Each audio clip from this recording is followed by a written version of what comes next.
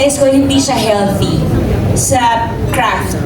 Na tatanggap ka lang ng tatanggap na hindi mo pinupulido yung trabaho mo. Unfair. Hindi to pera-pera lang. Challenging alone yung schedule kasi. Nagiging mapili sa project for the simple reason na ibinigay ko na rin naman pati kaluluwa ko nung bata ako sa industriya to. So may mga pagkakataon na talaga na sisinsilin mo yung tatanggapin mo kung minsan.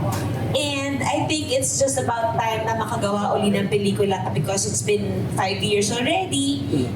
Nandun kasi din siguro yung point na sakto lahat, nasa timing lahat. Nagkataon nung in-offer sa akin itong movie, patapos na ako ng Batman. Ngayon kasi ang inaano ko nilang one project at a time para lang makapag-focus na ako dun sa paisa-isang proyekto. Just to be fair sa producers, sa director, para din sa character ko, gusto ko mapagtuunan siya ng pansin dahil nung bagets ako, alam niyo yan, lumalagari ako ng 5 projects sabay-sabay hanggang sa hindi ko na alam sino na ba talaga ako sa pinapasok kong araw na ito. Kailangan ko tanungin sino kasama ko, sino leading man ko, sino director ko, ano ba to, action, comedy, drama.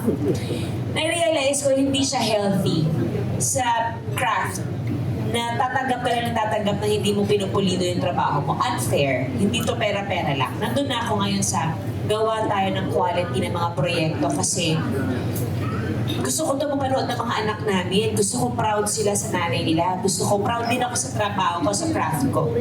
So, when Espantajo came up, isa lang naman ang sinabi ko, I have to finish this project first. Pupunta lang kami na may football lang si Lucho, tapusin lang po namin yun. Then pagbalik, pwede na ako umarangkada. At least, nakafocus na ako. And then pagbalik, kompleto na yung cast. Hindi ako nakailan kasi nga, pag may trust ka nga sa pangkabuuan, papasok ka na lang eh. As is, where is na. Ito yung horror. Na-excited talaga ako mapanood kasi mahilig silang manood ng horror.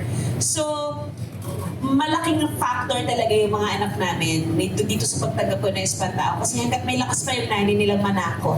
Gusto kong ma-experience nila. Na-excite ako mapanood nila.